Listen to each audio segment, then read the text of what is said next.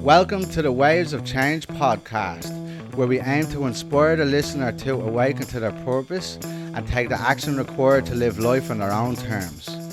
My name is Darragh, confidence and mindset coach, speaker, entrepreneur and humanitarian. I will be sitting down with creators from all walks of life who grew through the waves of change in their lives to be making the impact in the world they are today.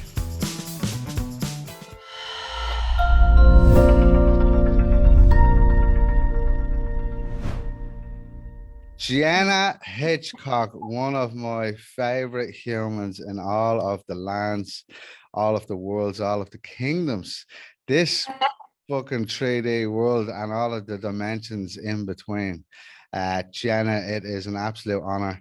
For anybody that doesn't know, Jenna was a huge part of my transition from construction industry to coaching, healing industry / lifestyle.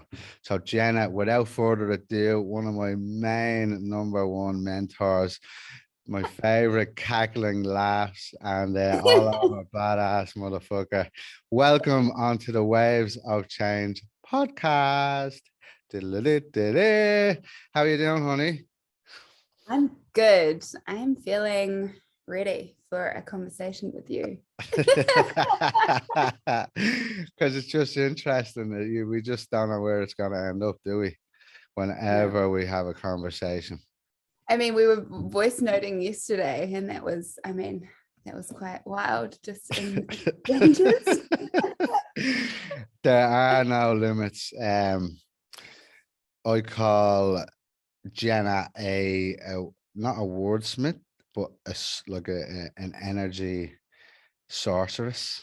You just don't know what's gonna come next. It's incredible. So Jenna, can you tell the listeners a little bit more about yourself? And I'd like to start with your childhood and what life was like for you growing up. Okay, yeah. Kia ora. I live in Aotearoa, which is New Zealand, and I grew up here. I'm going to start at my birth story because that's probably the most interesting, unique thing about me. I don't even know if you know this, Darragh. Do you know that I'm adopted? I do. Yeah, you do. Okay. So but I don't know the whole story. Oh, well, here we go. Let's get let's jump. And it's quite curious that you're asking about my childhood because a lot of the changes that I've made in the last sort of 5 to 10 years have been a lot of unraveling around this story around me being adopted. So I love that this is where we're starting today. Basically my how I came into this world as a newborn. My birth mother was 17 years old and she chose to put me up for adoption. So I was born. I'm gonna sound back to later. So I'm gonna talk about a few things that happens when you're adopted and how that affected me and my life and my own psychology, because I think it'll be really beautiful for people to understand how when we're in the womb and our birth story and that first 6 months of our lives is actually really detrimental and really important for safety and security. And so for me, because I was adopted and I was basically separated from my birth mother as soon as I was born, there was no skin to skin, there was none of that. I had 7 days in the hospital before they could legally adopt me out and even find a family for me. Sharon, my birth mother, she actually chose my family that I ended up being adopted into. But there's a 7-day process or leeway that was in place then. I don't know if it's still the same now.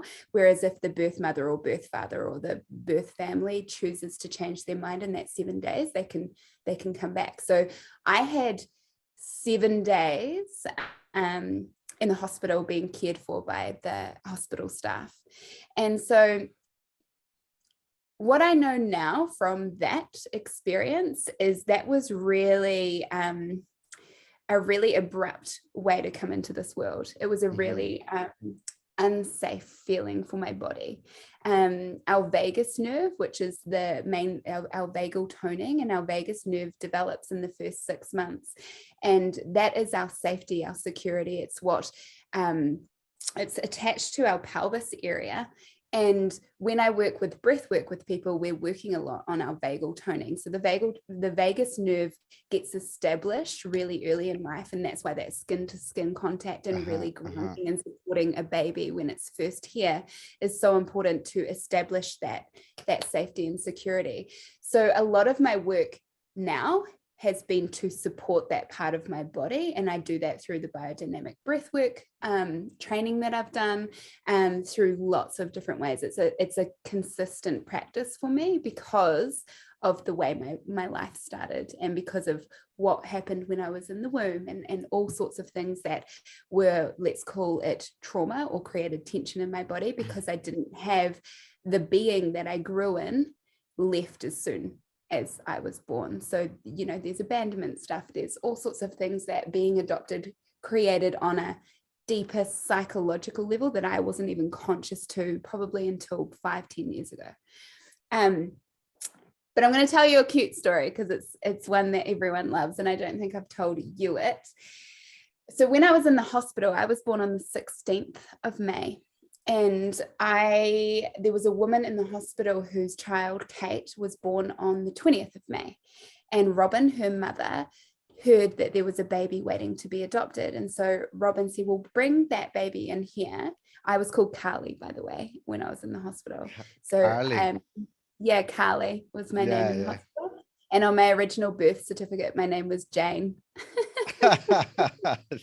So legally, the first year of my life, my name was Jane. Like legally. So Robin said, bring that baby in here and she can sleep with Kate. And so I did have lots of love and lots of support in the hospital that I wasn't I didn't find out about until later on in my life. And it's been a real practice of me to actually understand and realize that, because my subconscious didn't believe that. It didn't want to see that. And so that has been my continual practice since this way of coming into this world showed up. Because my subconscious had a lot of stuff because of being adopted. But so I slept in the hospital. I had sleepovers with this baby, Kate. That's so funny. And then Kate and Robin went home. And then I got adopted into my family. And my family, they already had 3 sons. They actually had 4 sons. Their firstborn died when he was 6. And then they had 3 boys when Jamie died. And then they went on to have Joe. And I think because Jamie, you know, they went through the experience of losing a child at 6 years old, and it was a really quick transition. It's not like he was sick for a long period of time. He came home with a sore throat and a headache, and he died the next day. Wow. Mum thinks that it was probably like what you'd liken it to, like bacterial meningitis these days, but back then they didn't know what that was. And so they had like a real big shift in their lives because of Jamie's passing. And I think they really unraveled and knew what life was about because of his passing, and they just know how to love because of it. Yeah. It makes me emotional talking about it. But they went on to foster children, and that's how they ended up on the adoption services list when Sharon chose them, because they had gone through a process with some foster kids that they looked to adopt, but it didn't work out. And so they ended up back with their maternal grandparents. And then they just happened to be in the book because of that process. And Sharon chose them because she came from a family of 8 children. She was the youngest of 8. Just quickly. Sharon's my birth mom. Your birth mom. Okay. Yeah. Perfect. And she didn't want me going into a family where I'd be an only child. That's not what she visioned for me. And so she actually chose them because they hadn't already made up family, and she wanted me to have siblings. And so I was lucky enough to be adopted into this family that's just was the best. And what I can see now from it, a higher point of view, is I needed to come into this world in this way to have the family that I've had, to understand what I understand about like pure unconditional love. Like it just really gets me so deeply that you would have no idea that I'm not biologically theirs. Like even with my brothers, it looks like I came from their family, and like there is no separation. And as I've unraveled my own story, I've realized like, fuck, like to just take on a baby. Like literally, mum, they got this call, and mum wasn't necessary because they'd been through the newborn stage, 4 times, and they were like, oh, don't know if we want to do a newborn stage because they're my oldest, the youngest of my older brothers was 5-6 years older than me, so they were well past that stage, and really sure they wanted to go into going that through the stages now. I know exactly what you're talking about. It's fucking carnage. But they get this call and they're like, there's this newborn baby, needs a family, the mother wants you. And mum said to dad, we'll just go have a look. You're picking up a new car. Or a bit of shopping. It's the dad jokes that I slept in a drawer for a week because they were not prepared to have a baby. They get a phone call and then they have a baby, basically. Oh wow. And so so that's how I came into this world. And the story about Kate and Robin, so the family I got adopted into, my brother Joe, who's 5-6 years older than me, he'd already gone to kindergarten and was already at primary school with Simon, who is Kate's older brother. And Joe and him were best friends. And they went through primary school, high school, best men at each other's weddings. So of course, because I got put into my family, I went through kindergarten, primary school, high school with Kate, was her bridesmaid at her wedding. And so I've known Kate and have been friends with her longer than I've even been in my family. So just to highlight, because I got a bit lost there, Kate is the kid that you had to sleep over with. Oh my God, that is insane. What? So I've been friends with her longer than I've been in my own family. Wow, 7 days longer. It all counts. It all counts. And here, that's incredible. Wow. Yeah, she was my friend from birth. Like, and these are the little things. Like her mum never told me that story until I think she told me on my 12th birthday. Her mum told me the story. And like the thing with me is I never had a conscious awareness that my adoption really affected me in my life because of the way that my parents were so open about it. I came into a family with an already made it. I had brothers already. And so it was never a secret. They did really beautiful things for me to feel like, to understand at the different levels of my awareness as a child. So like, I think when I was 2 or 3, mum bought me a Cabbage Patch doll, which when you get a Cabbage Patch doll, it's got adoption papers to say that this doll came from a Cabbage Patch and now you're its owner, like you've adopted it. And so mum kind of used that as like a way for me to understand, like, oh, you came from another family and we have papers for you, just like you've got papers for your doll. And so like, it was never weird and it was never a secret. And they read books to me about adoption. So like they normalized it. And like cartoon books, and my brothers would read it to me. So it was just part of who I was. And something that used to always get me growing up was people would say, oh, you're adopted. That's so special. You're so special. And for me, it was so normal. So I never kind of understood why it was special. I'm like, okay, like I do now. I do understand the specialness and the deliciousness of what that actually is. But growing up, when people would find out, I'd be like, okay, like it's just well, I mean, my experience. As you were saying that, I was like, what would be like, why would they be saying a special? Are they throwing abuse or? But it's like it's a family that actively went and chose you, Yeah. And so you have just hit something that I'm going to speak to, because just this day, which is the 4th of January, I'm launching a 4-week online immersion called The Chosen One, because of that. Because I've realized how much I couldn't see how much life has chosen me, because of that subconscious belief of abandonment and that experience that was created at birth, I had always believed that things weren't showing up or choosing me. And, you know, that's played out in relationships with men, that's played out with different scenarios with money. It's played out with lots of different things that I'm in relationship to in this life. And it really, really landed in a relationship I was in about 6 months ago. There was some stuff playing out, and I had this belief brew up. It's like it came up like a bubble. And I was crying and I was soothing myself in this process.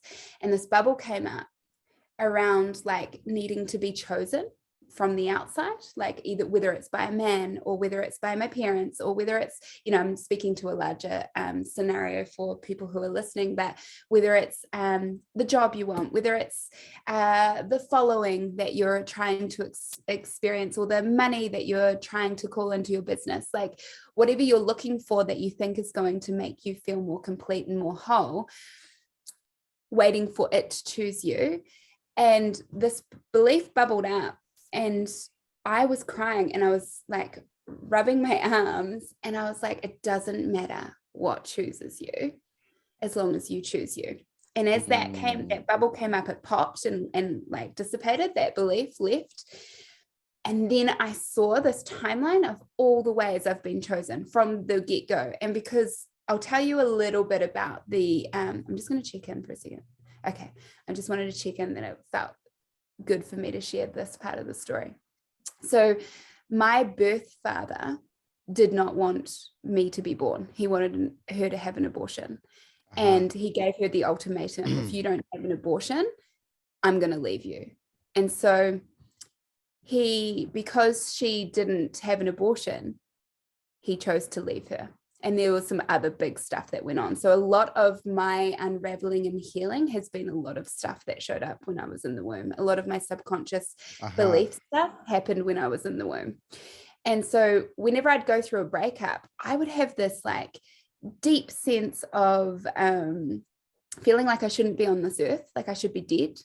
And this has always shown up, and I couldn't understand it. And now I realize it came from that scenario in the womb, because there was an ultimatum, like either I die or he leaves. And so there was this real mix up in my psychology and my subconscious of feeling like if I'm not with a man, I die. Or like it's like an either or scenario, like I can't be on this earth. And so it was really messed up in that, and it was like confused. It was this confused thing, and even when I talk about it, it still feels confusing. It doesn't exist here anymore. I don't have that experience anymore. If I release a relationship, or if a friendship releases or anything, that shit doesn't show up anymore. But because of that, I felt like he didn't choose me, right? It's that choice thing. And when this process happened, when this deep process was playing out, and I was working through some of that stuff, I didn't see that he gave her a choice. He gave her you choose the baby or me. Yes. And she just didn't choose him. She chose me. And then even when she chose to adopt me, she chose me. And when my family adopted me, they chose me. I couldn't see it before this process, before this experience, before this healing took place. And I was like, fuck, I've always been chosen. Life has always been choosing me. I just haven't been, there was like a filter, this subconscious filter that didn't allow me to see it. And so I love that you bring up the idea of being chosen, because I believe we're all the chosen one. I think of Neo in the Matrix, you know, when he goes to the Oracle and he says, she's like, so why are you here? And he's like, well, you know, and she says, she doesn't tell him anything. She just waits for him to explore what's there for him. And he says, I'm not it, am I? She's like, sorry, kid, you're not. Because he's got to believe it. You've got to know that you are innately chosen. You've got to see that for yourself, for you to be it, for you to experience your wholeness and your completeness, so that life can support that. It doesn't come from the outside in, it's an inside out game. And so telling you the story of how I came in and telling you, like, I think I've kind of mixed it all in with the changes of waves. This has been one of the biggest things that I've worked through to really solidify my wholeness and really like feel completely in alignment with who I am. Jenna, I could listen to you all day, you know that, and just to bring it back, there's a incredible couple of notes I'm after managing to capture in that, and just for the listener, just to highlight, it's the scene with Neo. It's like, you know, whether you decide you can or whether you decide you can't, you're right either way. Um, Uh-huh. and once you decide into that, whether you can or can't or whatever it is, once you decide into that, the universe is going to give you more of what you believe you are. It's like a match for your frequency. So thanks for highlighting that. Like, there's so much I could just And it take away goes from it. so deep. Like it God. goes so deep. And like, you know, I believe you know, you can always go into the places and spaces where there's things that could be worked on. And I think life, I truly believe that if you're working with life, life will bring it forward. Like I did not know that that was going to come forward. Like lots of things led up to that bubbling of that understanding.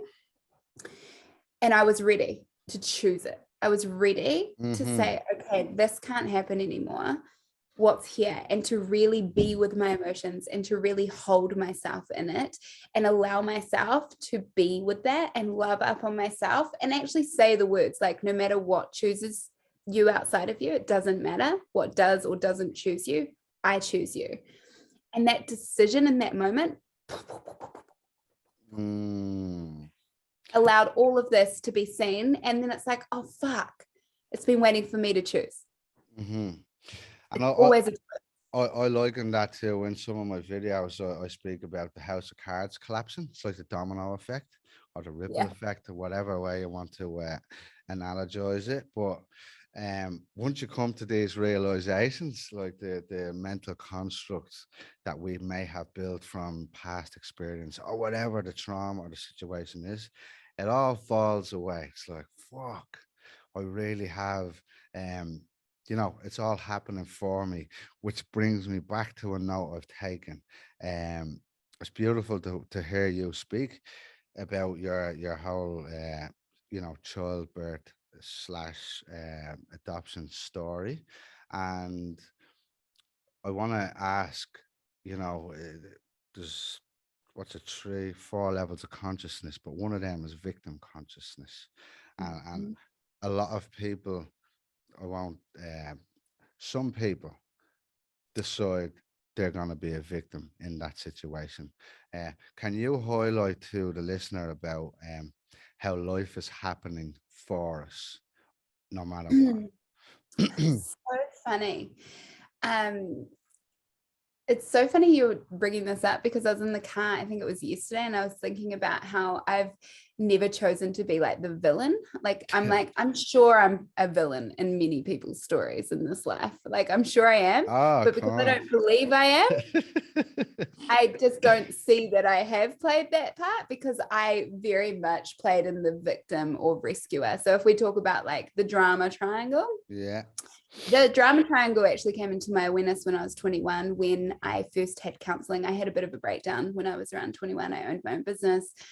I was partying heaps, and my birth mum reached out to me. And so like lots of things unraveled when that happened.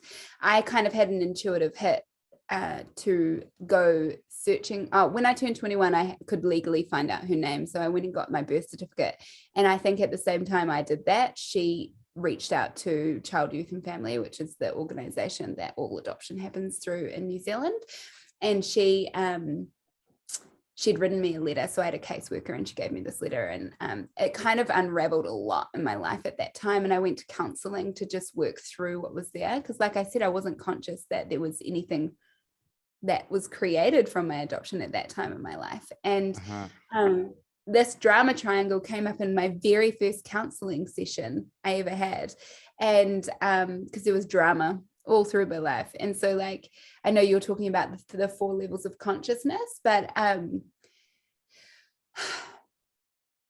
as a human being, we love the drama. Like, I believe this whole life is a big show. It's a great big show, and we're all playing characters in each other's show. We're all showing up for each other, to see ourselves. I believe that this is one big game of hide and seek. We're all pretending, we're all playing the drama, we're all in the illusion of being a human being. And we're playing this hide and seek game with each other. And then every now and then we'll get a glimpse of truth, a glimpse of who we are. And the game changes into like a peekaboo. Yes, an awakening as such. Or just to like, remember who the fuck you are. You're not this drama. You're not a villain. You're not a victim. You're not a rescuer. You are whole. You are complete. Just keep remembering that. And then you fall back into the hide and seek. Like, where am I? Where am I? Who am I? That came through in a very deep cannabis journey, by the way. That whole experience, that whole understanding of hide and seek and peekaboo, it came through on one toke of cannabis, and I went on a 3-hour psychedelic journey. Wow. So, where I disappeared into the abyss. Oh, jeez. Anyway, going back to the victim consciousness and how life is always working for you, I think, experiencing yourself, choosing to experience yourself as a victim really serves. It's here for us to experience what we are not, so that we can then choose what we are. Same with being a rescuer or a fixer, or same with being the villain or the bad guy. Like, we have those experiences of what we truly are not. And I say that like are not because it's all a choice. We came here to have the experience that we choose. Our soul is wanting to experience itself in relationship to something else. So, for example, right now, you and I are on a podcast. You are interviewing me about my life story. You are serving me in some way right now. We've got some kind of experience going on here. Who am I in relationship to you, and in relationship to the listeners? Like, what am I here to give? Like, before we jumped on this call, I really said to you, who is this for? Who am I speaking to? So that I know that I'm having this experience for myself, for you, but also for anyone that gets to listen to this. Like, we're all in some kind of relationship experience with each other. And you can take what you need from me, all of it, or if some of it's not for you, put it to the side. And if some of it bumps you up against your shit, perfect. Like, if I'm going to be the trigger, or if I'm going to be the villain, or if I'm going to be the victim in your story, you get to choose that. You get to have that experience from me in relationship to what I'm saying today. And this is where we go in beyond that drama of like, wait a minute, if this is all just one big show, and I said something really funny the other day. I was talking to a friend who sees life very similar to me, and I said, something about my externals, meaning that I believe that everything's a hallucination from my own psyche, and that everything external is me. And so I talked about beings like friends, people who like are close to me, like my family and friends, as my externals. And I was like, that's an interesting thing to come out of my mouth, that I would call family and friends my externals. But I was saying, my externals has been showing me and then I cracked up at myself. I'm like, oh, whoa, that's very neutralizing some really human things. But to go back to your question of how it's not happening to you, it's happening for you. Well, it can be both. You can see it as it's happening to you, and that can be your experience, and that will serve you until it doesn't. You can also see that it's working for you, and you'll have that experience, and that will work for you until it doesn't. We're in a duality. Both works for us, meaning you can never be out of alignment, because whatever's showing up for you, even if it doesn't look like it's working, it's working. And that's how it's on a bigger scale, on a real higher perspective. It's all working for us. Whether we want to believe it and experience that or not is up to us. Beautiful. And I just want to highlight, Jenna, thank you for bringing it around like that. It's like everything in our life that we've experienced up until this point has made us the person we are today. The good, the bad, the ugly, whatever the fuck you want to call it. Without those experiences, you wouldn't be in this moment now. So every stage we have a choice of how we wish to experience, whether we're going to use this in inverted commas bad decision or good decision or whatever the fuck it is, but whether we're going to use it to empower ourselves moving forward or say, why always me, the victim consciousness. So thanks for Yeah. that, Jenna. And just have you got on to add to that? Yeah, there's just one thing that I want to say that I think if you take anything away from this whole conversation today, it's this one sentence. And this is for everyone listening. This is a reminder to myself, and this is for you if it's for you. You can't fuck this thing up. Yes. Whatever you choose, it's perfect. Yes. Can't fuck it up. Jackpot. Because you can always choose again and again and again and again. It's funny you say that. I'm going to send you. So on my plant medicine journey a few weeks ago, the girl, one of the women, one of the singers there, like angel, absolute angel. She sang a song about choosing again. When you choose again. It's like a pivot. Like whatever doesn't work, you just choose something else until you find something that does. Just bang, bang, bang, bang, bang. So yeah, I It will doesn't send. have to look any fucking way, and you can't fuck it up. Like it's actually okay. Like whatever you choose, it's going to be okay. And the next thing that you choose, because once you know better, you do better. It's the old saying. Like you can't know something about yourself or about life or about beyond life, which there is no such thing, until you know. And then you realize you don't know fucking anything. I know it's fucking mental. The more you learn, the more you realize you know so little. It's just Nothing. especially going sitting with the plants. It's like, yeah, it's just wow. It's we're operating on at a fraction of our potential, and I will come around to that at that conversation. But for now, quickly, can you just quickly touch on what the drama triangle is? Yeah, so the drama triangle, boop, boop, boop. I've been seeing triangles everywhere in the last week, by the way, like everywhere. So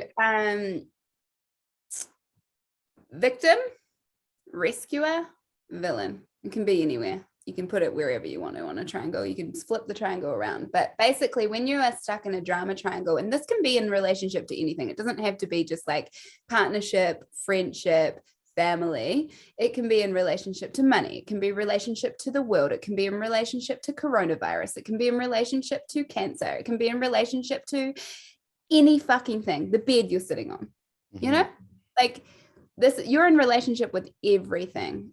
I am in relationship with everything in my life. And so the drama triangle shows us where we show up as victims. So when I talk about the bed that I'm sitting on, I could be a victim to this bed because last night it gave me a really shit sleep. And by the way, because I'm the best sleeper in the entire world. But like, I've got a sore neck today because my bed is the shittiest bed in the whole wide world. And I'm going to tell everyone I meet today just how shit my bed is. So my bed is now the villain in my story. And I'm being a victim. And whoever I tell this story is going to be the rescuer. Oh, your poor neck. Maybe you should go buy a new bed today. Oh, have you got any cream for that? Maybe you could. And we play this out in everything. And that's like a silly, tiny thing, right? I've got a sore neck. My bed is the villain. Yeah. But it could be like, my boyfriend or my relationship? Husband, my husband went out surfing for 4 hours. This might be a relationship to you because I know you're a surfer. And left me at home with the kids. Out, man. What's going on here? The kids have been going wild. They're driving me crazy. You're now the villain because you went and did something for you, which fills your cup up. I'm saying this like you're not conscious in it when you're being the victim, but you're creating these characters for you to solidify and identify with one of them. And you're doing it so unconsciously. Like when you're in that state of like, fuck you, you went out surfing for 4 hours. I've been at home with the kids. Everything's a mess. You were supposed to do blah, blah, blah, blah, blah, blah, blah. When we get in a heightened, and I'm going to say we get in that state when we're in a heightened state of, sympathetic nervous system charge. It's just when our nervous system is a little unregulated. Say we've got to our point of giving, or like say as a mother, and we've hit a wall, and we just need to go and recenter, have a bath, take a walk, have peace, and regulate our nervous system back into a more like in our window of tolerance. So in the breath work I do, it's all around trauma release and knowing how the nervous system works, because the where the trauma is stored is in the nervous system. And so we've got a window of tolerance where we can ebb and flow from our parasympathetic into our sympathetic. And whenever we go above our window of tolerance, or even below, because that could be even like going into that sluggish, stagnation, depressed place, when we're like going under our window of tolerance into parasympathetic, if we're going outside that window of tolerance, we've got a really unregulated nervous system where we're like, rah! and then like, or like having a peak, like woo! And then we have a crash. And so we're going outside that window of tolerance. So where the juice is to keep our nervous system nice and regulated in our window of tolerance. And what can create a bigger window of resilience, which is what we're creating when we do things like breath work, when we push ourselves like outside our comfort zone, when we're feeling like, oh, shouldn't I? Yeah, I'm going to do it. That creates more resilience in our nervous systems for us to hold more, for us to be with life differently, for us to show up in a way that we haven't probably experienced ourselves before, because our resilience is stronger. Moving our bodies, pushing it that little bit more than what you've maybe done the day before when it comes to like strength training, or, paddling out further for a big wave out the back, or whatever it might be. That's building resilience in the nervous system, because you're recognizing or creating neural pathways that allow you to perhaps see a wider scope in life, because things aren't what they seem. And so when it comes to, you did ask me a very simple question and I've gone somewhere else. Yeah, I love it. Tell me more about the big waves on the paddle. I saw one yesterday, so that's why it's in my consciousness. I was with my friend who's a surfer, and he's looking for a property out the coast here in Taranaki, where I live on the west coast of New Zealand. It's got like famous world-class surf here. And where we went to look at a property yesterday, he was just fizzing because there were these surfers way out the back, and he was just watching these surfs. He was like, they are like world-class waves out there. And I was like, oh, look at the mountain. He's just like not even seeing the mountain. Yeah. Because we have surf and mountain here, which is pretty spectacular. But you've got to understand that the drama triangle is not something that's bad or wrong, something that we play in. We play in it because it's fun. Like this whole life is a bit of a drama. Like sometimes life gets really boring and we want a bit of drama, like if our relationship is getting a bit boring and a bit stagnant, something will happen where there's a fight to create a bit of like passion and a bit of intimacy to know each other. Sex. It's like bam. Yeah, and to like reveal ourselves a little more. Like stuff plays out for us to reveal, for us to remember, for us to come back to, okay, is that who I choose to be? Is that what I really want? Do I want to show up in my partnership that way? Do I want to be that way with my mother? Is it serving me to talk that way to, my neighbor whose friend drove and parked his car in front of my driveway and I yelled at them? 2 months ago. I was going through a breakup. I was going through a breakup. My nervous system was in a heightened state. I was really stressed out. This car was in my driveway. I went over and said, hey, I'm going to be late for an appointment. Your mate's car's in my driveway, needs to move it. Oh yeah, he's going to leave soon. Yeah, No, he's not going to leave. he Like, just I smashed lost that it. window. And I drove off, and because like I lost it to the point that his friend like ran from behind him, like to move his car. And I drove off thinking, do I really want to show up that way with my neighbor? Probably not. And I understood, really wanted to fucking yell at someone that morning. So I did. Like, That's okay. not my finest hour. And I can see how I played a villain because my nervous system was in a heightened state of stress, and I just love myself anyway. Beautiful. Long-winded one. We'll take it. We'll take it. And something else you said all the way back in your childhood, which I feel is really important to highlight, is how you energetically and your subconscious was online, even while you were in the womb. Can you speak a little deeper into that, please? Or even if you know as well, like how energy transmutes in the womb. So our consciousness doesn't only come online when we're in the 3D, sort of when it starts. I know where I'm going to go with this because something that blew my brains. My brains get blown quite often, by the way. But I had a car in how accident. many different ways? In all ways. But I went to my physio last year after having a car accident, and I had a concussion, and then I had whiplash that he was helping me with. And I was having transference pain from where the pain was here. It was going up into my head. And so I was getting these headaches that were transferring from your shoulder to your head. And we got talking about that. And he said, well, yeah, they say from his studies, like scientifically from his studies, transference pain is a patterning that happens when you're still an embryo. And I was like, what? And he said, yeah, you can see it in the nucleus of the cell. There's like a type of patterning that happens. So even though I didn't have a shoulder then, and even though I didn't have a brain and a head then, transference, they've figured out somehow, I don't know because I haven't looked into the science of it, but my metaphysical brain understood exactly what he was saying, because our patternings and our because it's a patterning, right? And it goes into energetics. So somewhere when I was an egg in my mother's ovary, which could have been even when she was in her mother's womb. By the way, the eggs, they already have the eggs. Is that right? Isn't it? For women, they already have them. So I was within my grandmother's body and also my mother's body. So all the patternings that are part of those beings that are playing out in their lives are energetically on a metaphysical level being patternized within the cell that is me. Into you, yeah. And so that's going into energetics, right? It's going into some like high level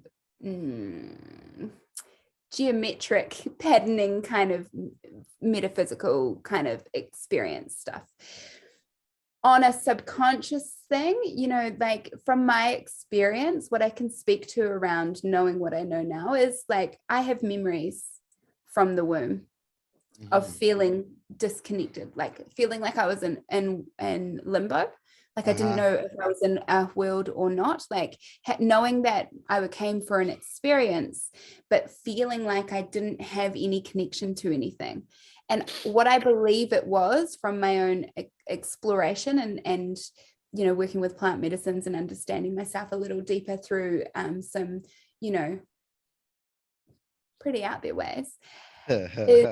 I believe that Sharon probably at one point realized that she was going to have to, I don't know this to be true with a capital T, by the way, but I think she believed that she would emotionally need to detach from me so that she could do what she was about to do, which is adopt me, because she loved me. I was her baby. But she was in a rock and a hard place. 17-year-old had not many options and knew that the most loving choice was to adopt me. And so I think that disconnect or that limbo place that I have a memory of in the womb came from not knowing if there was anything there, because I think she had to protect her own heart. She chose to protect her own heart by emotionally cutting off from me and not connecting with me. So there was this disconnection that I had experienced even within the womb, which played out in lots of ways in this life, like feeling in limbo at times and feeling like in between worlds. And because I work very shamanically, I think that was part of my experience in the womb for me to understand between spaces and how I work with people and the work that I do.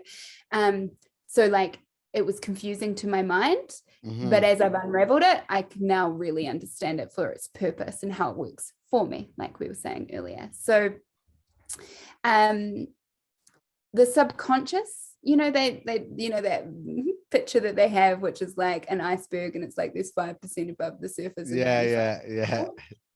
Like to try and have that 95% above the surface, like, cool, you can, and I'm pretty sure things will show up for you when you just live your life. That's how I believe it. You can go looking for all of it. You can go figure out all the ways that you're being and all the ways that it's working and not working. And I've tried that, and it created much suffering for me, like a lot of suffering, trying to figure it all out. Because I don't know if it's meant to be figured out. I think life is a mystery, which could also be written like mystery, like my story. And you're not going to know your story until you look back. Or until you consciously become really aware that you're creating it and you're working with the mystery to create my story. When you're in that dance with life and the unknown and all the co-creators in your reality that you're working with to create this mystery into my story. And so when it comes to these patternings and the subconscious stuff that comes from our parents, it's not good or bad, it's for us. Like, just say that we've got to like, it's all for us, and something will show up, I believe, or we'll go looking for healing, or we'll go on an ayahuasca journey, or we'll hire a mentor or a shaman or someone to remind us who we are. And that is the unraveling. The unraveling. Sorry. And I think there's a really simple way of getting to a place that takes much less work, which is acceptance. Like I fucking love and accept that there are unconscious programs running me. Oh, let's work with them. Because if I resist them and I think they're wrong, I create so much suffering, and I'm creating these unconscious programmings to be the villain that I'm a victim to. And there we are, we're back in the drama triangle. That's a great point, because this brings all the way back to what the waves of change is about for me. Is instead of trying to hold on to that identity or whatever the fuck it is, the job, the career, the relationship, the partnership, the whatever it is that we are afraid to let go of, because who are we without that thing? Just embracing that change, the wave of change, because in my eyes, it's like you're guaranteed death and you're guaranteed change in life. So if you fear both of them, where are you going to get to in life? I wrote something about change this morning. I'm going to come back to death in a minute, but I wrote something about change this morning. Change is consistent. Change is always happening. We're always in flow and flux. It's not something we do, it's something we are. It just happens. And it's how we be with it. It's we can create changes.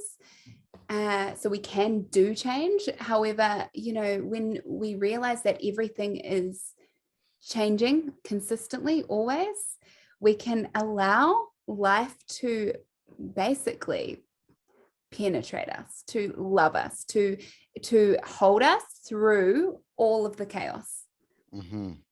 Because without the storm out at sea, there is no wave to crash up on the shore.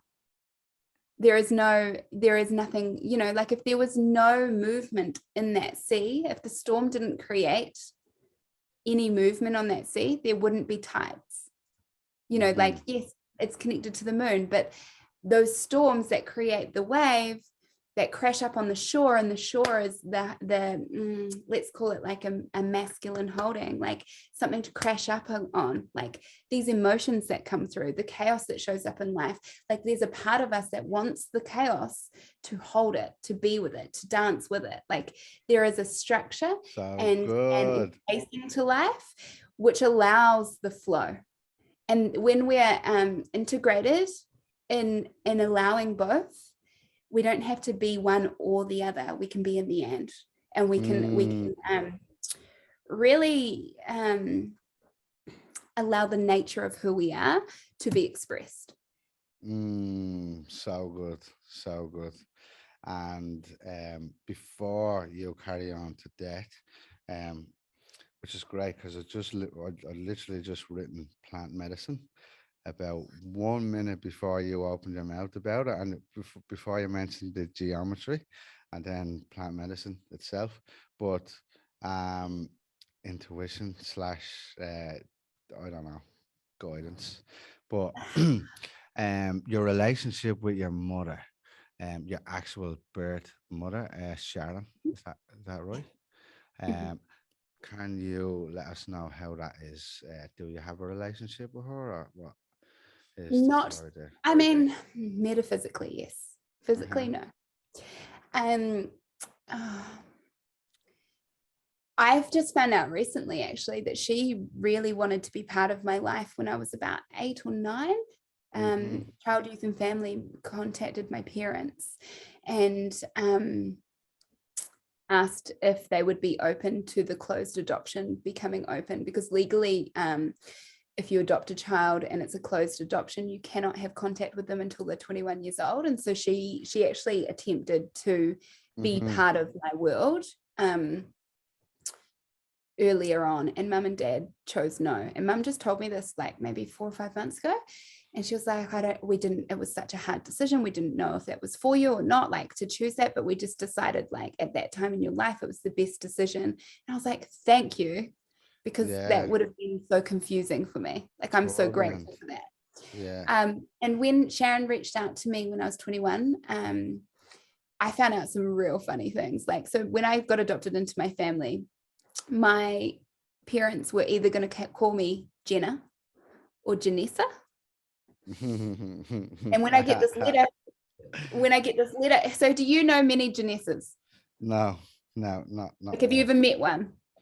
Zero. I don't know. I've never heard the name before. Yeah. Janessa. So, I've heard of Janice. Janessa. Like it was like Vanessa with a J.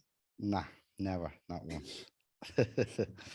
So I get this letter from Sharon when I'm 21, and she's had 2 more daughters, and her firstborn that she had, well, like secondborn, like the one that she had 18 months after she had me, guess what her name is? No. Wow. Oh, but it's not with an A, it's with a U. It's Junessa, but still fucking weird. So anyway, Sharon, so she wrote me this letter. We wrote letters for my 20s. I didn't feel ready to meet her in person. And it's really interesting, because on looking back, you know, I truly believe that we create our realities. And I had always said as a child, when people said, do you want to meet your birth mum? I had always said, if she wants to reach out to me and have a relationship with me, I'm open to it. Otherwise, I'm not going to go looking. And I said that probably a million times. I don't know how many times people asked that question growing up. And I said that every single time. Oh, if she wants to, and I don't even know how I consciously even believed that, but I created that. So she really wanted to find me. She really wanted a relationship with me. And I was like, open to it, but you know, whatever. Didn't need it. I used to say, I don't really need it. And so we wrote for years, and then we ended up meeting when I was about 27, and we're quite, if you saw us in conversation with each other, you'd be like, holy shit, they are related. Like, we're like, blah, blah, blah. Like, we're just like, you know, we've got that vibe. And she and I had a relationship, but what happened was, and this was part of my remembering who I am. This is part of my what people call awakening or spiritual awakening. This is part of my dark night of the soul. The year that I chose to not have a relationship with her, it got to this point where I realized that I hadn't really chosen beyond that belief point that I had. Like, oh, if she wants to know me, she can find me and whatever. I hadn't really decided what kind of relationship I would like with her. I hadn't really, now I'd met her, like we got to that point and then I just allowed whatever. And I realized the relationship wasn't really serving me and for many, many reasons. And I don't know this to be true for her, but my experience is that I think there was a lot there from her choices that she made, that she needed to know that I was okay and that she made the right choice and all of those things. And I think a relationship with me meant something for her that I just didn't need. Like I didn't need a relationship for me to feel complete or and this is totally my experience. I don't know if that's true for her with a capital T. I just know that was my experience. I felt like it's like when you're in a relationship with someone and you're just cruising, but the other's like wanting it to really be something. And you're like, wait a minute, like, it's too much, calm down. And that was my experience with her. And that kind of mirrored and showed me that relationship with her, how I was actually showing up in relationship with men, because I would definitely be more of an, what you'd call like an anxious attachment style, because of all of what I've told you on this podcast today. But so I was the anxious one in relationship, feeling like someone was always going to leave. And like when that showed up in relationship with my birth mother, I could really see how I was showing up in relationship with men and really assessed that. And at the time when I told her I needed a break from our connection, she was not happy about it, but I gave it like space. And I said, I don't know when I'm going to contact you again, but you just need to leave me be for a bit. And then, wow. I went through massive portals that year, like massive understanding of who I am. And there was this one day that I just felt complete, like, and so much love and gratitude for her. And I messaged her. I wanted to see her in person, but she wasn't a space for that. And so I said, can I call you? And so we talked on the phone and she was quite mad at me. So I just allowed that and just allowed her to speak all of what she'd been through me doing what I did and all the things. And I just loved up hard into that conversation and just poured gratitude and just said, like, without you, I wouldn't be here. Like, I love you. Like, you fucking gifted me life. There is nothing here but love and gratitude, like, at all. I don't need it to look any which way to know that that's what's here, because that's what I experience. Like, I fucking love you. I have life because of you. I get to have this experience every day from you, like gratitude beyond belief. And she softened in that conversation, and then she poured love back into me, and we had this like beautiful understanding of love, of what we are. And that was it. Wow. And we haven't talked since. And I did say to her, like, if you want to reach out to me, if anything happens in your life and you feel you need to speak to me, you can. And I'm really happy to just let this be. Wow, that's like, that's my heart. I'm full of love right now, and I'm also full of respect for both of you and the level of love for each other's boundaries, and the level of trust that it would take to live in that unknown as well, because that's huge. That's huge. That wondering, oh, what are they up to, or what's going on? And I've got two are the people sisters. that I chose good to them? Because like imagine if you chose a family, because I'm lucky. I am so aware of how fucking incredible my family is. Like, so incredible. Like, yeah, we're families, like we have our stuff, but like the understanding about life that my mum specifically has, like how she just lets things go and just accepts everyone for how they're being, whatever, and she just doesn't give too much energetics to drama. And how my dad is just like the sweetest, softest, like he's called Mr. Grumpy. He's got a fish and chip shop called Mr. Grumpy's Takeaways, because he's quite like in nature quite grumpy, but he's quite funny. I find Grumpy really funny. I find it hilarious. He's so honest, and like, but he's the softest, sweetest, kindest man. And so like we have our family dynamic, but like they understand life because they fucking lost a child at 6 years old, and so they just know how to love, because one of the most horrific things that can happen in your life happened to them. And so they understand what unconditional love is, because fuck, you know? And so like for Sharon, I can imagine like always thinking like, is she okay? Is one, she's still alive? Are these people being kind to her? Was that the best decision? Like, I can't even know because I'm not a mother yet.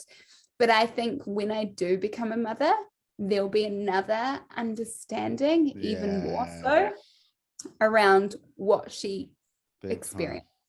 Big time, for sure. So good. You did say you wanted to touch on yes, and look at the smile on your face. See, I told you she's a sorceress. She's a witch. I love it. So like I said I seeded something a wee bit back, and I said because life never ends. I said something like a little bit back about 15 minutes ago where I was just like you know, this life never ends. Death is just an experience of this reality. It's one continuation. Life is never ending. So death is an experience that we have in this life, just like birth. And so I see them exactly the same. They're both so beautiful. They are both so life-giving. They are both so, they're the same thing to me. You're continuing into a portal to continue life. I think a lot of people are scared of death because it's the unknown, and the unknown seems scary. And I believe, like anything, it's like what you said when you asked the question, how can we see life as working for you? Death is also working for you. When someone you fucking love dies, it reminds you, what are your values? What are you fucking living for? Where are you wasting your time thinking and worrying about stupid shit that when you're on your deathbed isn't going to matter anymore? Where are you not fully living? Death is actually a reminder of life for me. And I also believe that whatever you believe about death is what you'll experience when you die. So it's a really good inquiry to get really close and intimate with death and inquire what that is to you. Inquire what you want that experience to be. Inquire into your being of what's possible within that portal. Because when you look at something and get so intimate with it and become in connection to it, it's not scary anymore. You can create with it. We're in relationship with death, whether we want to hide from it, whether we find it. Every breath is a death. Our next exhale is not guaranteed. Neither is our next inhalation. We have so much trust in our breath, yet I could die in this moment. Die, meaning not take another breath. But here I am breathing. And when you get really curious about death, you have this experience where it's phenomenal. It's beautiful. It's one of the biggest gifts in this life. And that's not to say you need to go reaching for death. that you know, because life can get really challenging and sometimes we want to fucking out of this thing. And True it's that. not it's not an escape route. Let's just say that. Mm-hmm. Mm-hmm. That's not what this joy is when I speak of death. It's not an escape route. You can't avoid anything. There is no such thing as void. There is always something. So if you try to escape anything, you're literally just creating hell. It's just what we resist persists. What we try to run away from chases us.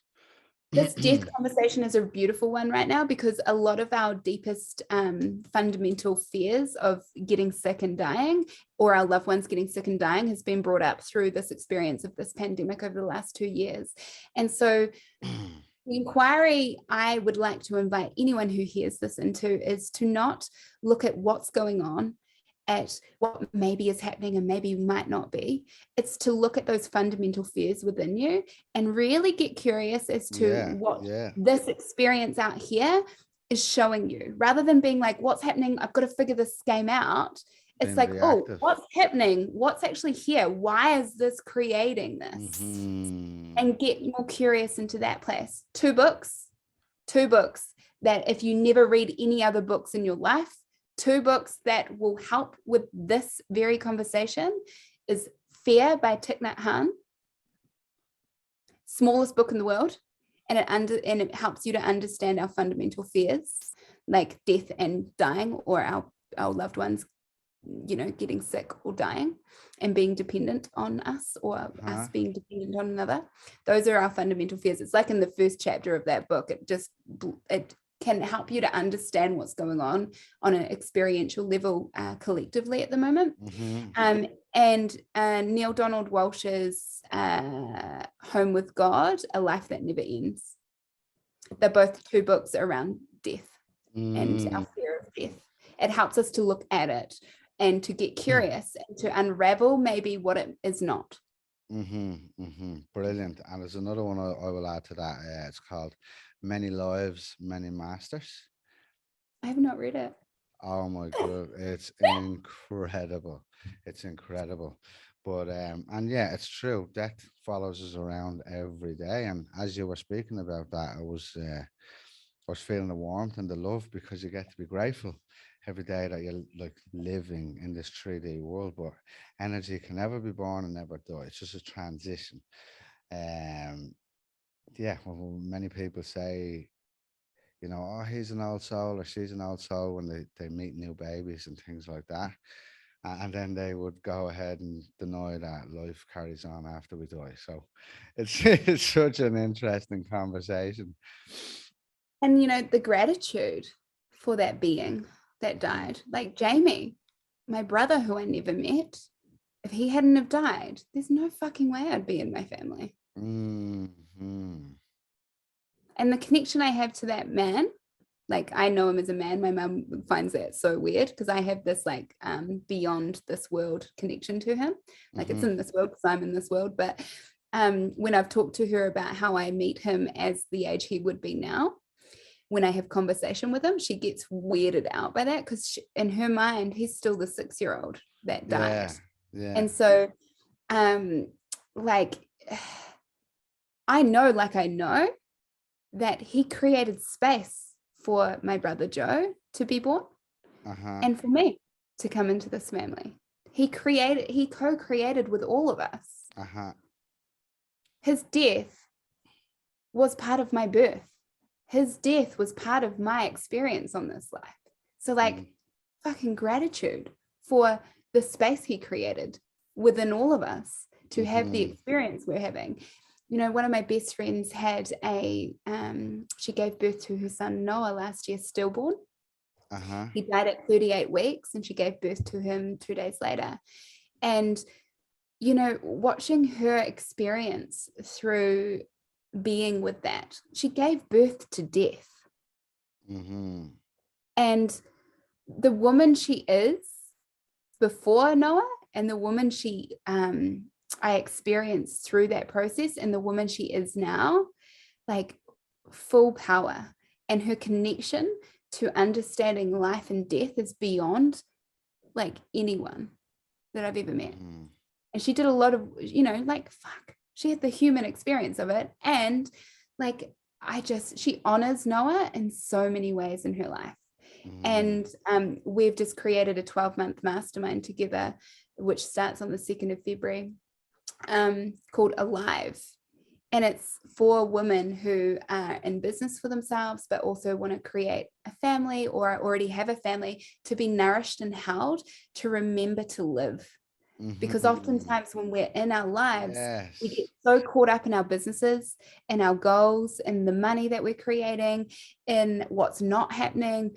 And we forget to relax, to enjoy the smallest, simplest things in life. And so the medicine world, which is that 12 months of that mastermind, is going through the wholeness of the being, so that we can calm our nervous systems to actually be present enough to smell a rose, or to watch our child dance around naked in the bath being silly, like to actually be in the moments that matter the most, to actually remember that we came here to fucking live, not to just hit goals and then set another one.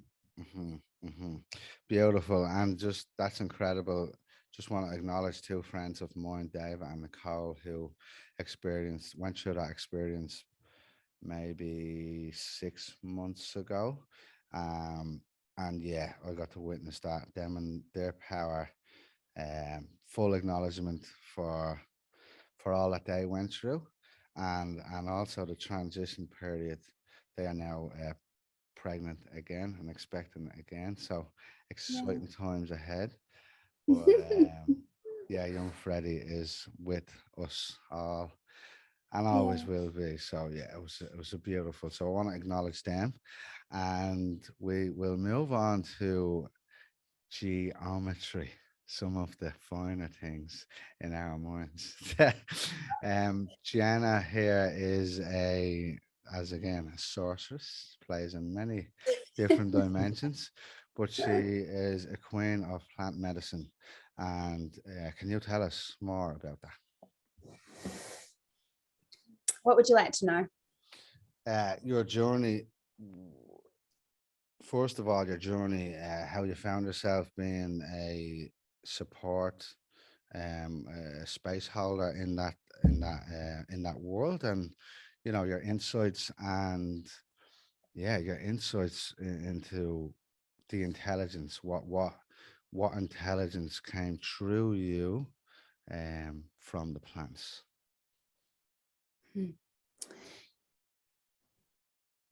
So I was at a wedding in 2000. I was bridesmaid at a wedding in Melbourne, like 2000, and I think it was 2015, maybe 2014, 2015. And I wasn't in the conversation. I was like here, and there was another conversation with a woman who I knew from my teen years,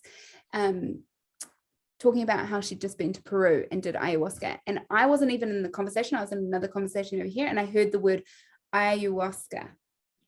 And I went, and I had no idea what that was. And I was like, sorry, I've just got to.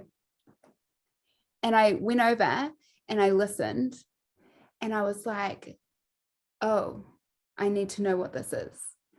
And like, it was so weird. Like, I heard the word just went through and picked me up, and I just went straight to this woman and asked all these questions. And at the time, the person I was at the time, I didn't feel like I could feel safe enough to go to Peru on my own, to this country I've never been, and do a psychedelic like that, because I'd never done psychedelics ever. I've never done LSD even to this day. I think I might have accidentally done it. On one New Year's, I think, like, because I woke up the next morning like, that wasn't just, there was something else last night. And now that I have had the experience I have a feeling, because I know my friend was on LSD and someone passed us this orange drink at some point, and I had a bit of a swig of it, and I reckon I must have had a bit of a microdose of LSD that night, because I think it was in that water, because that night was not a regular, normal experience. Yes. And like, everything was amazing, and I was taking photos of all these people, and I was like, oh my God, you're so beautiful. And then in the morning I'd looked at the photos like, that's not what they looked like last night. But I'd never experienced psychedelics, no mushrooms, no LSD, nothing before this time. And I knew that I would do it as long as it was in a country I felt safe in. And now I experienced it. Oh, yeah, the chair just fucking. I'm you in just an had a big. office. Yeah, the office chair just fucking woke me up there. So I left it to the side because I knew it's not legal in the countries that you and I are currently in. And so I just was like, well, I don't see myself going to that country. At that time, I was very sheltered in my travel. And anyway, I had this big awakening in 2017 where I did Bridge and Extreme, and I met more people who had done that medicine. And I became friends with people who knew people who served that medicine. And I decided, fuck it, I'm going to do it. And I didn't tell anyone I knew, like anyone in my family or anyone in my friend circle. I didn't tell any of them because no one even knew what this was, but I knew that I needed to experience it, and I experienced it. And I had said before that, so I had sold my house at this point in my business, and I was going traveling all over the world. And I decided to basically, I wanted to travel the world and work on retreats. Before I left New Zealand, I was like, oh, I would love that, because I'd been on retreats before and I'd love that. And so I had this idea, I'm going to work on retreats. I didn't know how that was going to look. I didn't force it. I wasn't trying to make it happen. I just said I would really love that to happen. Anyway, the first night when we sat with ayahuasca, it came very clear to me that I'd be working with these medicines in some capacity. During that medicine journey, a lot of stuff came online that I didn't have any conscious understanding to. Like the shaman's partner the next morning said something like, where's the shaman? And it was straight after the journey, actually. So I've just had my mind expanded. I'm staring at a bowl of soup. It's 1 o'clock in the morning, and I'm just like looking at my bowl of soup, and then I hear her go, where's the shaman? And I'm like staring at my soup, trying to just like be with it. And she's like, the beautiful woman with the hands, the dancing hands, where is she? And I was like, because I knew that was part of my journey that night, because a lot happened through my hands. Yes. I was like, instead of, she's like, oh, there you are. Thank you for all the work you did tonight. And I was like, and then I went back to my bowl of soup, like, what the fuck? Because I had my own experience. So I didn't know I was doing anything or doing any kind of work. I just had an experience. And the next day I said to the retreat facilitator, I was like, because that really got my head, like I started being like, what does that even mean? Da, da, da. And I went to the facilitator, and she was like, let it go, don't worry about it, just let it go. And then we had other medicines over that weekend, which unraveled my whole entire existence. And that next night was the biggest unraveling of my psyche. The biggest unraveling of this reality, basically. It was a high dose mushroom journey, and the most beautiful gift I've ever been given, one of them. And anyway, I knew from that ayahuasca journey that I'd work with the medicines in some capacity, but I didn't know how. And again, had the idea, but I didn't like need to make it happen. Right? How am I going to do this? It was just like, oh, okay, interesting. And on that retreat, I started like doing things to support, to help, because I could see things happening and they were really busy. And so like when the dishes were piled up, because we were in sacred silence, we're not allowed to speak or talk to each other anything, I would go and do the dishes, and they'd be like, don't do that. And I'm like, you guys are busy. Like, I'm in silence. It's fine. Like, and I just started being a support without even realizing I was doing it. And because of that, when it came time for the next retreat later, a few months later, they asked if I wanted to come and support. And so they paid for me to fly to where it was and come and be on the thing. I'm not going to disclose stuff around that. Okay. But at the moment, just because, I don't feel called to say where we were. Yeah. Cool. And So, and I got to experience the medicines through that work. So my experience with the medicines were really through supporting.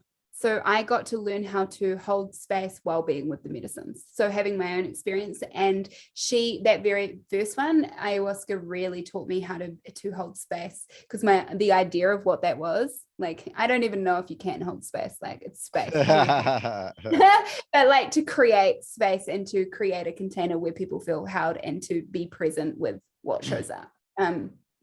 She really has again and again, because a lot of the times that I was with the medicine, I was also playing the role or character of support. So I really got to experience that in real time. And then I naturally just became part of that company. And we traveled all over the world doing we had different medicine people. We worked in different countries. And had hundreds of people come through those retreats. And I had trained as a breathwork facilitator. So I was doing a lot of the integration work on retreats. So in between the medicines, I would integrate through Osho dynamic meditation and breathworks. And then we would have integration after the retreats, which I would be on calls with the group to create connection and help people to be with life again. Showed up. Yes, yeah. Yes. And so that was my role on those retreats. Jungle. Yeah, that was my role on the retreats. And you asked how? That's how. Just happened. Like the idea was sparked, and it happened. Like it was like magic. It just was a knowing, and I was open to it, and I got the invitation. Off I went. Just as you say that, it's also good. I want to highlight what happens when they're in alignment as well. These little love notes / the synchronicities, the universe. It's just like when you are, it just happens. It's insane. It's just fucking unfolds as life unfolds, and the mystery of it. When you are in alignment with what you are here to do or be, not do or to be with, it's the life, the universe, God, whatever you want to call it, just piles more of that stuff. So whenever you notice the synchronicities in your life, recognize that you get to do a lot more of that, and a lot more of them will show up. Yeah, the word that's coming through for me is trust. Like if it's for you, it's not going to pass you by. You have to trust yourself. And I want to go as far as saying I don't believe that you can ever be out of alignment. Beautiful. Because even when you're out of alignment, it's serving you. So you're always in alignment as far as like. That's great, actually. I'll keep that one. Well, because like you've got to know what you're not to remember what you are. And so when you're not trusting, you remember how to deeply trust yourself. When you're deeply out of alignment, it reminds you to get back into alignment. Like you're never out of alignment, because when you're doing things that aren't they don't necessarily line up with your values or who you are truly at your essence, you're going to have the experience of what that feels like. And then you're going to quickly go, oh, actually, pivot. This isn't working. So like, I don't know if because I think this whole alignment conversation, because what can happen is the psyche catches up to these buzzwords, right? Being in alignment. And I think the brain makes this idea of when you're out of alignment, you're wrong. You're doing something bad and it's wrong. So when you're in alignment, everything works for you and everything goes as sunshines and rainbows, and life just shows up for you magically and nothing bad happens to you. That's a lie. That's not true. Even when you're in alignment, shit happens. One of my best friends had a stillborn. Doesn't mean she wasn't in alignment. It was a shitty thing that happened. She did not expect it. She did not want it to happen, and still in alignment. Because I think this idea of alignment or not being in alignment is the same conversation as good, bad, right, wrong. And it's a construct that fucks with our brain. So I'm just bringing that in because it's something I see, because no matter what, whether I'm nice, whether I'm kind, that shit still happens. People die. I have a car accident and have to deal with that for 8 to 10 months. You know, like I wasn't doing anything wrong. I don't believe in coincidence and mistakes. I believe that car accident was divinely orchestrated for sure. And it showed me some things about me, but I wasn't being a bad person to have a car accident. And I wasn't out of alignment.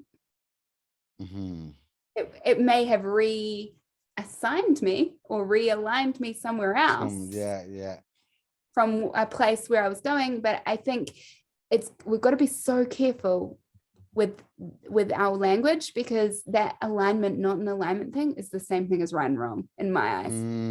Great highlighting, because I do believe that right and wrong is a mental construct and bullshit as well. It's effective and ineffective, which brings me all the way back to the people who taught me about effective and ineffective. I have written their names down to give them props. When Jenna mentioned the bridge experience, two of our, well, both of ours, but two of our mentors, I want to pay huge love and respect to Preston Smiles and his beautiful wife, Alexi Panos. They like literally blew me fucking open. Their workshop, the bridge experience, was one, I didn't know what I was going into. Two, was that accident of, I didn't know I was searching for my purpose, or I didn't even know what a purpose was, and that workshop fucking realigned my whole fucking life, and here we are today. So just giving Me them too. some love. Me too. Yeah, and I definitely have a lot of gratitude for choosing that and for them creating that, because that was just, it's like a fucking I can't wait till that comes out. And like, because I supported Bridge and Extreme for while I was traveling, so I was doing those retreats, but I was also good. supporting them. And I did LA, London, and then when we did them in Australia for those couple of years, I was there supporting. And being in that room is one thing, and then supporting, whole other game. Like, it's so much fun. God, yeah.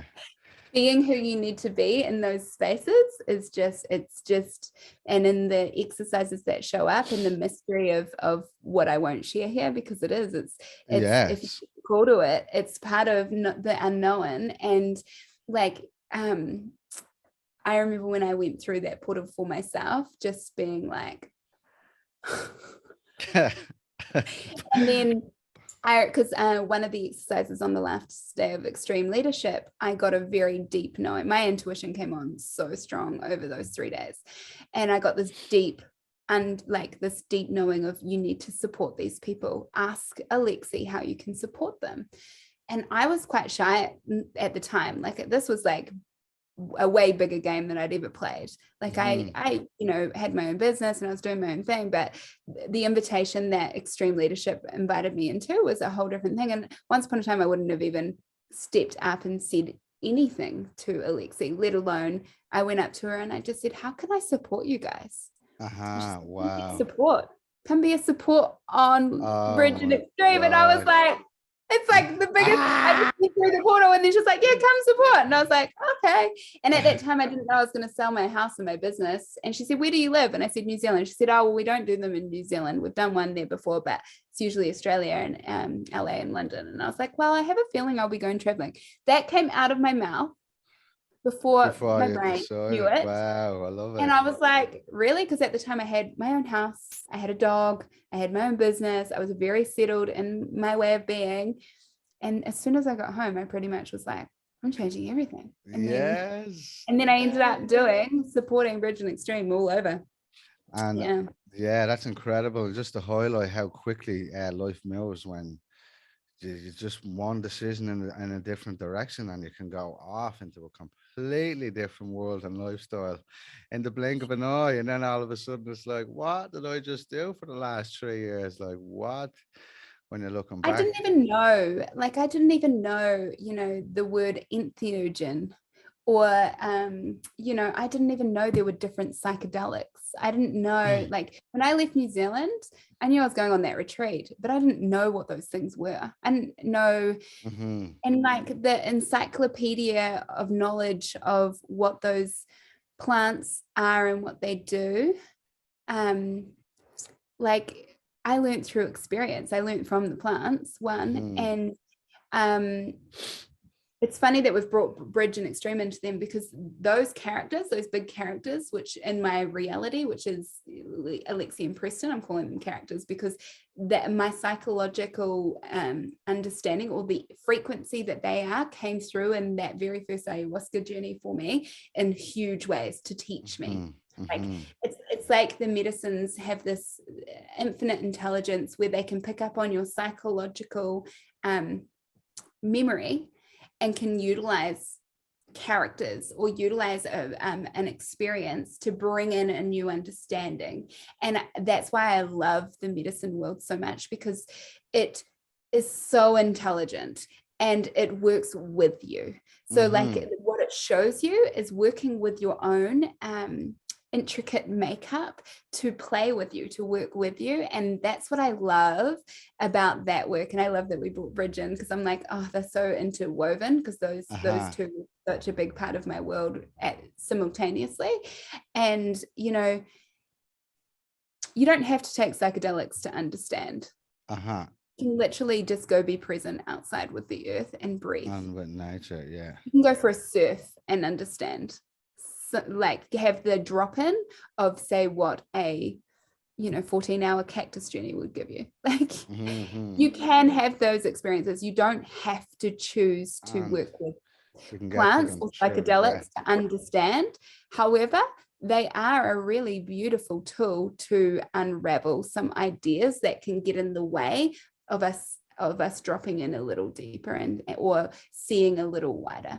Yeah, they're an incredible tool to help go beyond that, because some people can get there through meditation, some people can get there through the breath, and and through yoga and just being present in nature and with the plants. It's a beautiful tool to help elevate. What would you say? Elevate slash, help the journey along. Help the journey along. It definitely unravels. Like Yeah. I don't believe it's about adding to, it's about removing. Yes.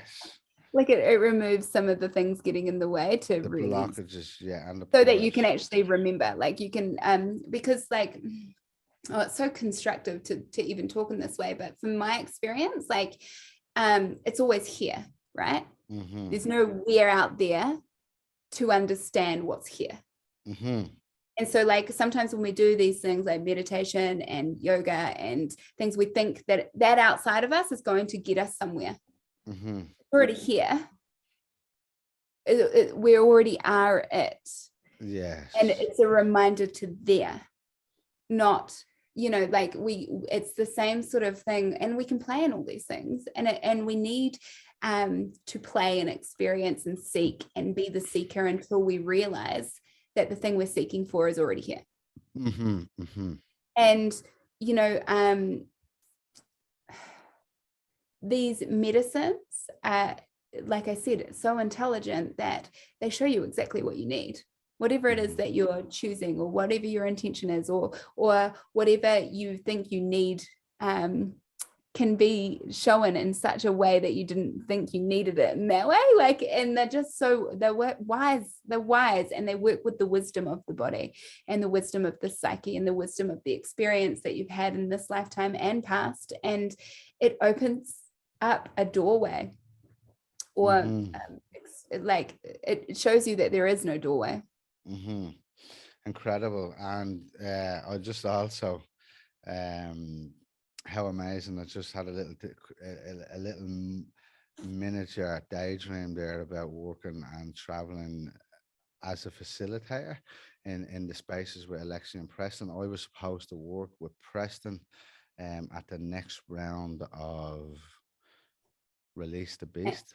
Release the Beast. And they shut the fucking world down. So I just extending some deep, deep gratitude and love for the experience that you would have, gathered and gained along that road, because it's a huge dream of mine, not just with them, but to run my own workshops like that. I am yet to cross that bridge. It will come in the next maybe 16 months, but definitely will come. I just want to work on that first. It's really interesting because like I didn't make it a thing in my brain. Like it wasn't something I had to do. It just happened. And this is the key that I'll say about all of these experiences I've had that are like mind-blowing. I was telling my friend yesterday when we were on that road trip to go look at this property way down the coast, I was saying how like there was one day we were in Vanuatu on one of the retreats, and I had Wachuma, which is mescaline, which comes from the cactus. I think we had Peruvian torch that day, and I was working with that medicine. That was like me and that medicine work really well together. Like it's one of the ones that I just like. I mean, I love all the medicines, but there is something about Wachuma that really resonates with me. And I'd just been for a swim and I was naked in my just innocence. And I walked up to my boss, the woman who facilitated and created these retreats, and I went up to her and I was like, how dare you make me work on a Sunday? And we just cracked laughing, because here I am on a beautiful island with some incredible people, having the time of my life, naked, just been for a swim, working with one of the most beautiful medicines on this earth, and I was at work. Like, you can't even make that shit up. Like, it's just wild. And I just walked out to her, I was like, how dare you make me work a Sunday? And you know, I think if I had this idea of what it was supposed to look like, or I made it mean something to me, I wouldn't have those experiences. I wouldn't have realized like and appreciated the fact that like, fuck, this is here. How the fuck did this happen? It's a Sunday. I'm experiencing the time of my life. I'm having this beautiful integrative experience with this medicine. I've just been for a swim in the ocean. I'm naked, feeling like open and in my childlike essence, and I'm at work right now. Yeah, like, wow. You can't even make that up in the human brain as an experience that you think you want. You can only experience it when it's here and then go, how the fuck is this here? Yes, I'm hearing all of that. Incredible. You couldn't dream that up and write it onto a bleeding goals page, could you really? I mean, it's like what dreams are made of, right? Yes. Like most people will hear that and be like, how did you create that? It was already created. I just was open to allowing it. Yes, you know, all timelines, or anything you desire or want, or anything that you have an inkling towards is already created. It's just being the space for it and saying yes when it shows up, and not needing it to look any fucking way. Like I could have been like, well, Vanuatu is not a country I really want to go to. Or I could have been like, you know, I really need to work on my business. I'll go to the next one. Yes. Or I, you know, like it's these things. And when I did 5-MeO DMT, which is Bufo, which we served on the medicine retreats that I worked on, I had the opportunity for a full year of that medicine, right? And I had one question in my life.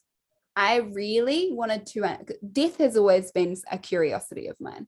Like I've unraveled about death forever and a day. And I had one question I really wanted to know. Like I had a question that I wanted answering, and forever was looking for it. And anyway, doesn't matter. Doesn't even matter. Doesn't even matter. But I was offered it every retreat. Do you want to, like my friend who served the medicine, who is incredible and has worked with that medicine for many years, and amazing human being. Would you like some? So I offered it for free every single time. Would you like some? Every time I saw him and we were working, like supporting people, and I watched 50 to 60 people go through that experience and held space for it. without experiencing it and watched the transformation of what that medicine does. Because it's not, you know, it's the highest tryptamine a human can have. So it's a 10-minute to 20-minute experience that is, when you're in it, is something else. But I just kept saying, oh, no. And I had all the no's. Like, you know, I'm working on retreat. I'll do it when we're not on retreat. This, that. Like, honestly, for a whole year, I had all the reasons. And then when I came out of that 10, 15 minutes of being with that medicine, and I saw him playing his drum, and this experience that we're in here, this physicality was coming back into my awareness, or maybe my awareness was coming back into this experience. I saw him and I just was like, oh, and I was like in this enraged joy at him, and he's playing his drum. Because I had this realization that for a whole year, the gatekeeper, the key to unlock the thing I had always questioned, always wanted to know in this life, would you like to experience it? Had been there the whole time, gently calling me forward, gently inviting me in, and then I finally chose it, and here he was playing his drum, and I'm just like, you clocked one. I was like, like my mind was just like, it was just the most purest bliss, because I'm just like, you've been here this whole time offering me the thing that I've always wanted, and I've said no for a whole year. And it was just like the funniest thing to me. I was just like in the hilariousness of it, and just just the biggest clarity I've ever seen, or understood, or had the experience of. And I tell that story, and I know that we'll probably be finishing this up in a minute, because I don't really have any, like, I mean, I still have questions, right? I'm still in this experience of life, but the seeker in me, or the person who needed to know things, or needed to like, that was obliterated that day. Like, I really just, it took me to a place of like, oh, none of it matters unless we make it matter, and we can choose what matters. And we won the fucking jackpot the moment we came here. Birth is the $1 million gift. Doesn't matter how much money you make in this life, your life is the $1 billion, $1 trillion, infinite dollar gift. And you know, there is nowhere else. This is it. This is the fucking jackpot. And yeah, and I just think, like, what a fucking trip. This life is one long, extended, delicious hallucination, medicine just journey. a trip. In the words of Ram Dass, yeah, that's how he explains the whole gift of life. Everything is just a trip, man. No matter what way. All of it. And it is. Dream within a dream within a dream. And it just keeps unraveling. And the beauty of what you just spoke into there as well was the, you know, there it was waiting for you. 12 months, offering the gatekeeper. For 12 months, he was inviting you in, and for fear or whatever your BS excuses and reasons, as Preston and Alexi like to say. But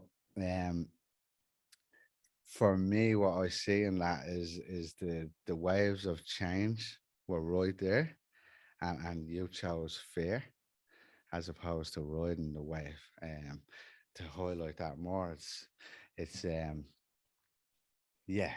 So the To say that though, I'm just going to point to something there, because I was like, oh my God, I could have.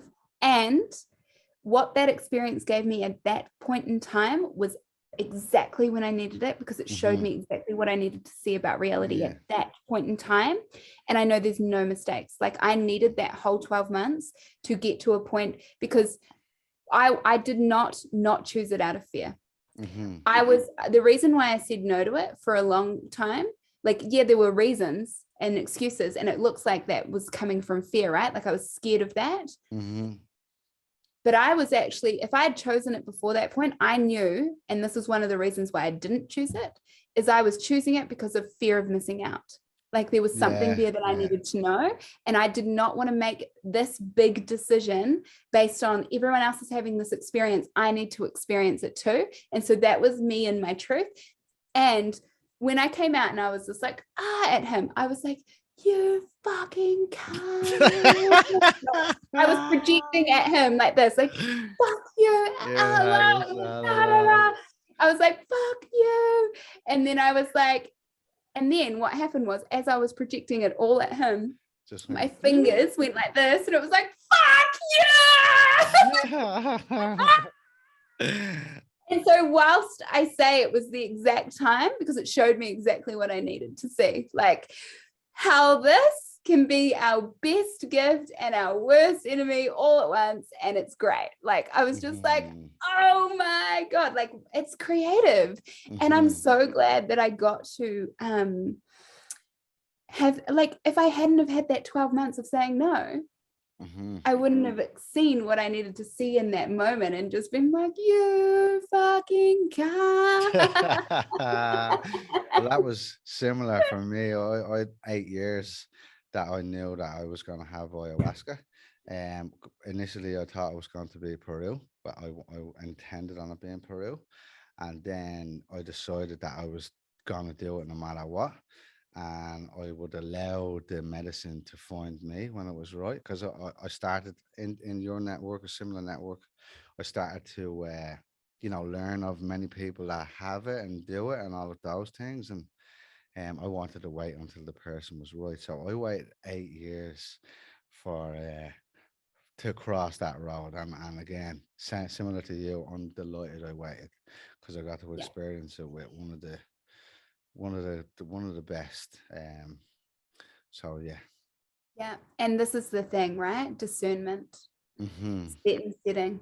And I knew, like, even though I could have had that answer 12 months earlier, could I have held it 12 months earlier? That's one question. And two, I did not want to be holding space for others on a retreat when I went through that particular portal. Like, yes, I've had other medicines while supporting, and that one I knew I needed for me. And so I waited till it wasn't on retreat, where I wasn't in the role of supporter. So I could be in my integration, because the integration of that particular medicine for me personally was the biggest challenge. Like, I can integrate like a boss. I'm very good at integration. Like it's something that I can help others with as well. That medicine in particular really needed a lot of love and integrating for me personally. And had I been on retreat, I wouldn't have had the space to be with myself completely after that. I would have needed to be in the role that I was in. And there was part of me that knew. And I know that it would have been perfect, it would have been fine, and I would have just rolled with it. However, I wanted it to look a certain way, and I created it to be that. And when I had that medicine, so a lot of times when you smoke bufo, you will just like, there's people, you're standing usually, and then you'll fall back, and someone will catch you, and then you'll lie down. I didn't get a video of mine, but I was told what happened during mine. I had always visioned, like, I kind of created with that medicine, like the essence of that medicine kind of came through to me because I was on retreat with it. And I had this idea that when I was with it, I wanted to hold it. I wanted to be with it. And I wanted to stand really strong with it and like be with it. And apparently that's what happened when I smoked it. Like, the visual of what I was doing was I just stood and I just breathed and I just allowed. And apparently I wobbled a bit, but then I stood. And then at one point I sat, because you're not consciously aware of this physicality. Yeah. And then there was this one point that I just slowly sat on my knees and sat. So when I came out of it, I was sitting on my knees. And then I looked at the person who'd served me, and I was like, I was there, like I was very upright and very in my body, even though there wasn't this this knowing of what was going on with my body at the time. But I had kind of worked with that medicine and created a communion and a conversation with it and written to it, and like really intentionally had this desire of, you know, what that was. And I asked that medicine to show me what wholeness was, to have the experience of wholeness. And it's really interesting because with the ayahuasca, you know, I was there, my awareness was there, and I had this beautiful dance going on with my ego, because my ego kept trying to label, you know, because that's what happened to me. Spirits started coming through me. So I had two crystals, at three actually, and as they were singing, it was so beautiful, but incredibly amazing at the same time, because I noticed my body was doing movements that I wasn't physically moving. It was like, the best way of explaining this is like, if you ever see, I think it's in India where they, you know, they sing to the cobra snake, and it comes up and it's in this trance and dance, and well, that's what I felt like. The drop in with that is, I was playing my medicine drum for a client recently, and when I play instruments when I'm working with clients, it comes through me, like I'm not really present to what I'm doing. It's spirits playing through me, right? And when I had the conscious awareness of it, I had this question come through recently when I was working with a client, and it was just my internal process. The drum was working with me. Who's playing the drum right now? I am. Okay. Who's playing you? And then I started laughing. I am. And then I was just like, yeah. and Just fucking same with the cobra, right? Is the cobra tranced by the music, or is the music tranced by the cobra? Like, is the tamer taming the cobra, or is the, like, it's a communion, it's a co-creation. Yeah. And that whole being played through, if you allow it, that's when the juice shows up. That's the getting out of the way. That's when you know, create a life where you're working on retreats, where you're working for support on these world-class personal development things. Like, I just got out of the fucking way and allowed life to dance through me and take me wherever it wanted me to. And it's beautiful that you say that, because the end of my story around that with the ego was, it was like, oh, look, you're dancing, or, you know, oh, look at you, oh my god, I just went right back there this second. The geometry and the colors and I could see the energy of every, like, in the room, first of all, but in people. I didn't. I could see sort of shadows, but I could see the energy and the vibrations between everything and how we were all interconnected, and the beautiful, lifelike dancing of like a trillion different colors at the same time.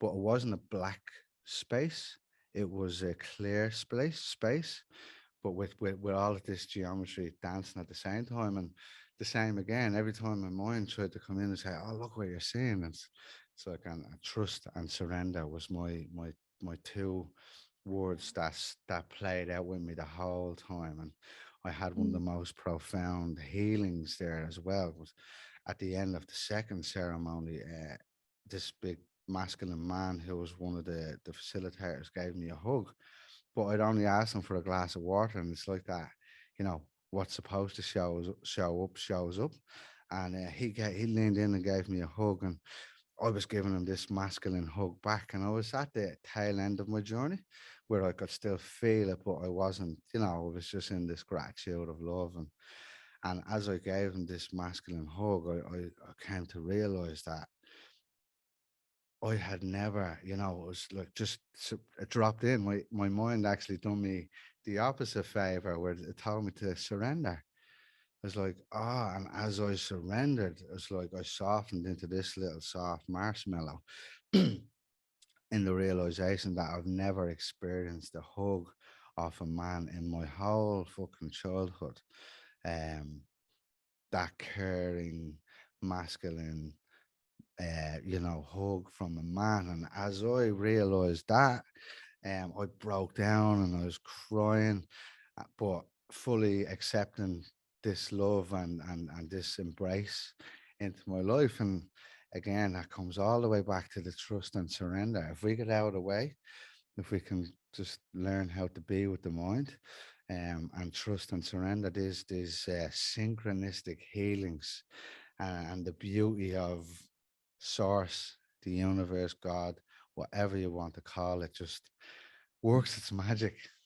Works its magic. Life. hmm So, Life. Gianna, Yes. beautiful. Thank you for this amazing, amazing, amazing conversation.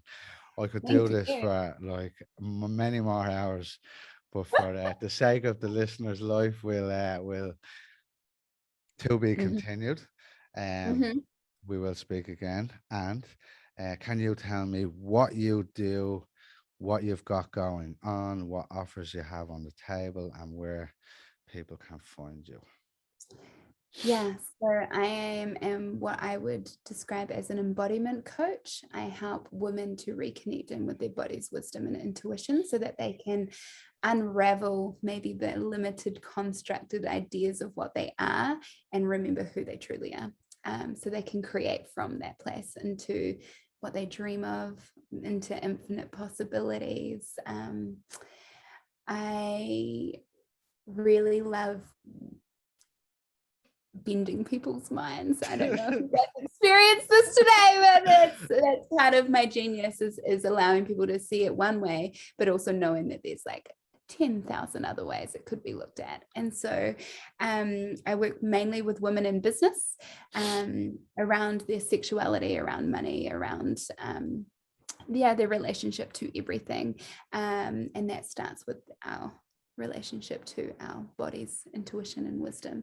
So at the moment, I have two offerings. One is Alive, which is a 12-month mentorship. It's like going through a Shikana medicine wheel. We'll be working on all aspects of selves in each quadrant. So each quarter of the year, we'll be going through a new portal of self, which is like our energetics, emotional, mental, our spiritual, and our physical. So we're going to work through the whole being so that we can come alive into our wholeness. And it's really for a woman who's in business for herself, who creates money self-sufficiently, who's a creator or creative, and also people who really are looking for deeper connected relationships within with a partner or within their family unit, or who wants to birth life. Melaine and I are collaborating on that together, and she's just done a doula certificate. So we're finding a lot of the women who are coming into that space already are ready to have children, or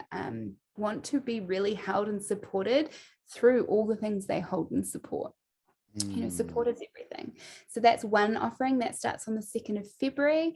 And then my other offering is a 4-week online immersion called The Chosen One.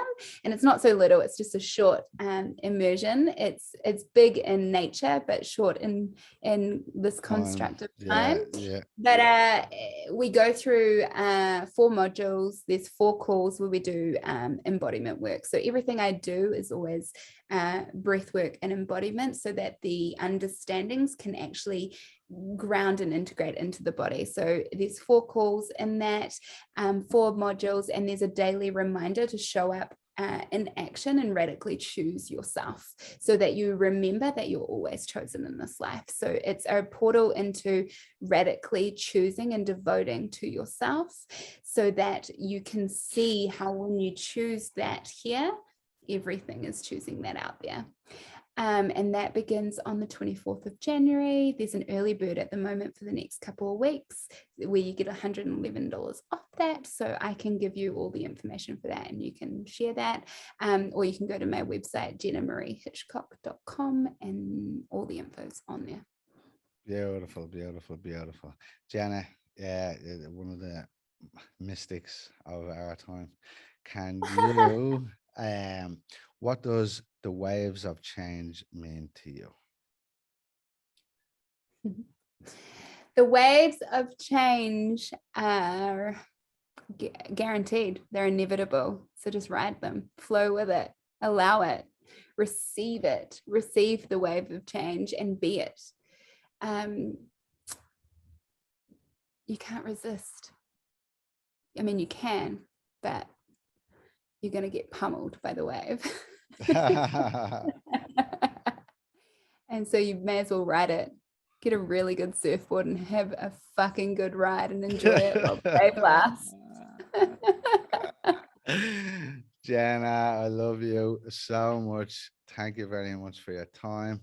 And yes, have a beautiful day. Thank you. Thank you. Thank you. Thanks for listening. I hope you enjoyed the podcast. If anything resonated for you, please leave a comment below. If there's anyone who may need to hear, please share. I love yous. Have a lovely day.